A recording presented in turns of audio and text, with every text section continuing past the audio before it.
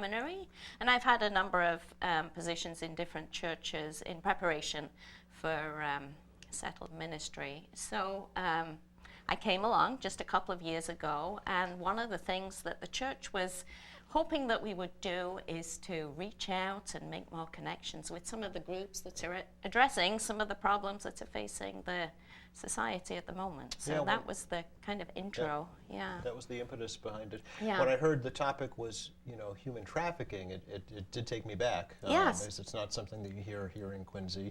No. Or really in Massachusetts, except maybe some of the more urban areas.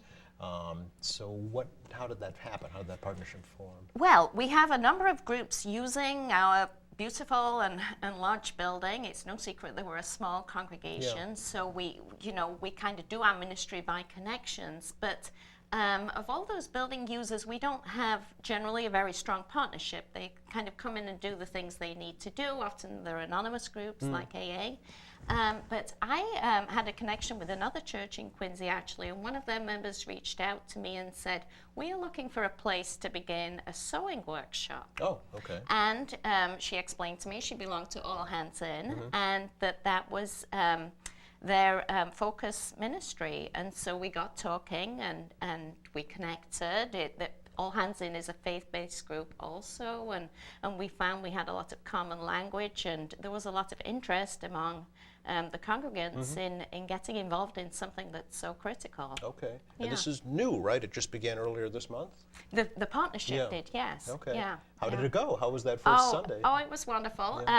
We just got together to celebrate. Okay. We have a room that's being prepared for All Hands In use in the sewing workshop. It's not quite ready.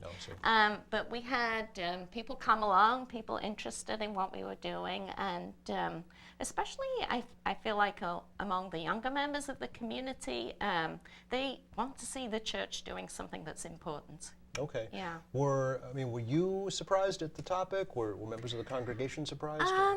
Not particularly, Okay. I don't think. Okay. I mean, we were curious to know the statistics, and some of the statistics are hard to hear, but having been exposed to some of the issues around addiction and recovery and those sorts of things, we see a lot of these issues are connected, so it wasn't such a huge surprise, I don't think. Okay. Yeah.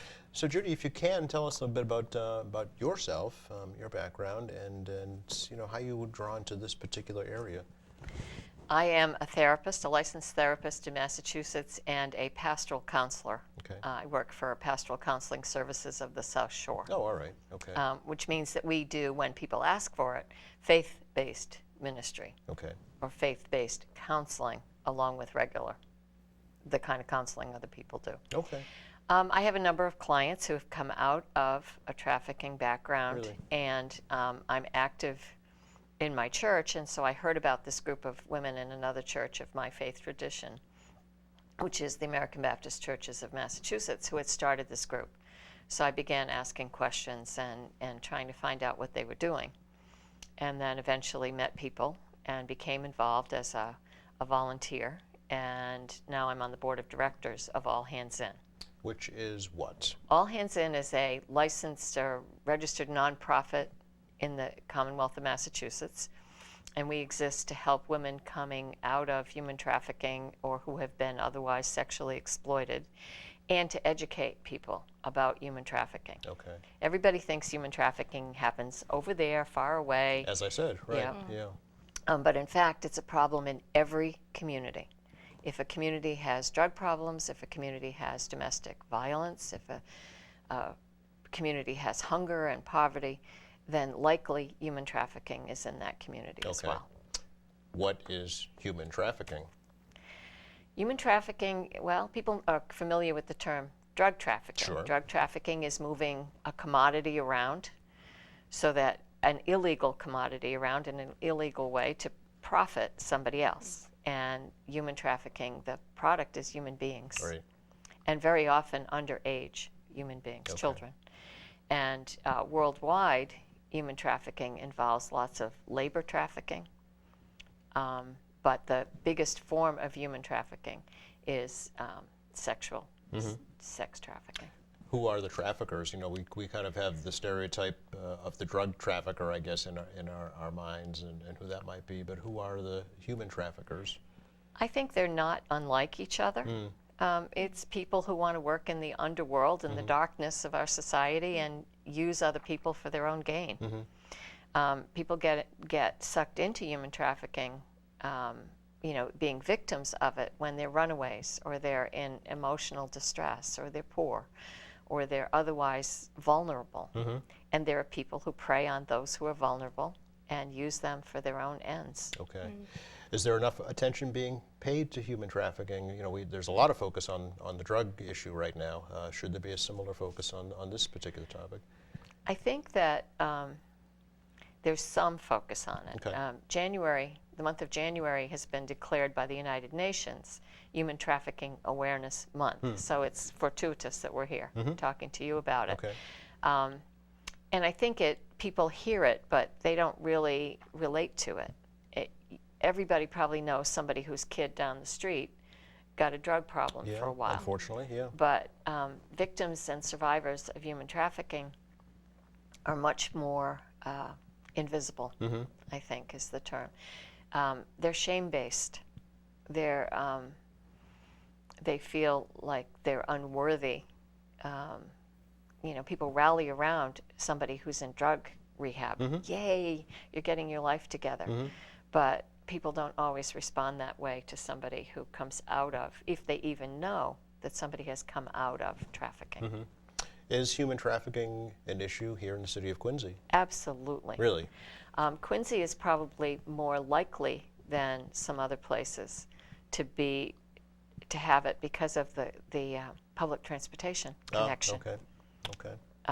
You know, I know someone, one of our volunteers was a foster mom for a while, and a couple of her foster daughters disappeared into Boston, ran away from her foster care and used the T in Quincy and went into Boston and got lost in the streets of Boston for a long time. And I'm thinking too, you know, with a large immigrant population here in Quincy, are those folks vulnerable as well? Because first of all, there's a language barrier and a cultural barrier, so would they be more prone to get kind of sucked up in that, if you will? Maybe. Yeah. Maybe. I don't know of any statistics that say that, except that when you're desperate and poor, and when you don't belong somewhere, then you're vulnerable to exploitation. Sure. And human trafficking is about exploiting somebody. Okay. So how does All Hands In work then, Judy? I mean, we're kind of familiar here in Quincy. We have Dove for victims of domestic violence. Yeah. So is All Hands In kind of the Dove equivalent for human trafficking victims? Well, maybe. Okay. It's the Dove equivalent in that we want to help women get their act together Okay. and improve their lives. Right now we are trying to raise money, and we have been, for a residence program, but we don't have one yet. Okay. And it's important for women to have a safe place to be when they have decided to, or get the courage and the assistance and the support to come out of a trafficking lifestyle or leave someone who's been exploiting them. They need support. So right now we're able to provide support, and we have a couple of programs that we're doing, and meanwhile we're trying to raise money for a residence program. Okay. We're writing grants. We have a spiritual retreat we've done every year for 5 years. And we go up to Maine, and we don't disclose the location for safety reasons. Sure. And we spend a weekend in Maine relaxing, enjoying the sunshine and the ocean, and also looking at faith issues and supporting women to share together what it's like to have come out of a difficult space, and to be welcomed and part of a group that doesn't judge them and supports them and wants to be with them in their journey. Yeah. How do you find the victims, or how do the victims find you? How does that connection Well, happen? we communicate with there are other programs in Massachusetts that have residence programs. Okay. And, you know, as a therapist, I know people who know people who know people. I see. And so kind of by word of mouth. Okay. So And- even that part of it's kind of clandestine, though, really. It's Well, you know, it's a question of respecting people's personal course, privacy while helping them at the same time. Okay. You know, some of the other things we do is we sell personal care products made by survivors of trafficking, and the products are all natural. and we sell them to raise money for our own programs. But we also have started a social enterprise called Take My Hand, where survivors and volunteers work together to make products, to sell, to raise money. And part of that isn't just the raise money. And that's obviously, you need money to start a residence program. But we also are wanting to give women work skills, give them a sense of self-esteem because they've accomplished something, and give them a sense of camaraderie with a group that doesn't judge them and welcomes them freely. That's kind of our idea for the sewing workshop, the sewing studio that's going to be at, what do we call it? WallyCon. I have to get used to that name. And we want to have a place where women can come together and do something that women have done for centuries. Quilting bees, sewing gatherings, where they can learn a skill, which they can then take into the workplace, possibly in doing tailoring for a clothing place, and use in their own personal lives, repairing their own items. Sure. We're going to start off with women making something for themselves, so they get the skills and the confidence. We have one of our volunteers is a wonderful sewer, and she's going to kind of be the teacher. And we have a couple of other people who sew well who are going to help with the teaching. Okay. And it's open to women who are invested in this topic and invested in women. There'll be some women from the church who come and join us, and we always make a point in our activities not to distinguish who's a survivor and who's a volunteer. Interesting. Okay. We're all volunteers. Okay. We don't need to make that distinction. All right. You know, one of the other things we do is my friend and I from our church have put together a group that sells products at the Easton Farmers Market on Saturdays. It's a year-round farmers market. And we don't say who's a survivor and who's not. We're all volunteers. Level playing field, right? Yep. Yep. And that's about mutual respect as well. And everybody has something, you know, men too, but everybody has issues. Everybody has places they've been that they would like not to have been, or places they want to go that they're struggling to get to. So we're all in this together. So at Wollaston Congregational, is this kind of a once-a-week gathering that'll take place, or how will it Right actually now work? We're in the process of finishing the room. Okay. And the sewing machines are out being serviced. Okay. We have 4 donated sewing machines from outside, and the church is willing to let us use a couple. Very good. And they're being serviced, and we are trying to gather supplies and material and donations of all those million things that people who sew tell me that they need, that they have to have all of them. Yeah. Okay.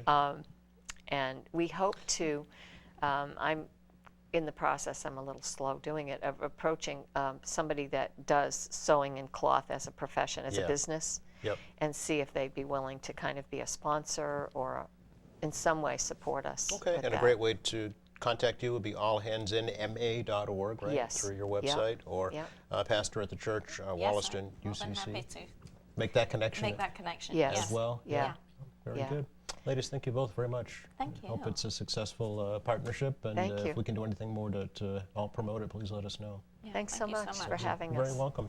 Just enough time to recap the forecast for you for the rest of the day today. Kind of what you see is what you get out there. Sun and clouds, chilly in the low 30s this afternoon. Mid-20s this evening under cloudy skies. Gets messy tomorrow afternoon with some mixed precipitation into Wednesday morning. Shouldn't really amount to too much, and then it turns bitterly cold here on Thursday.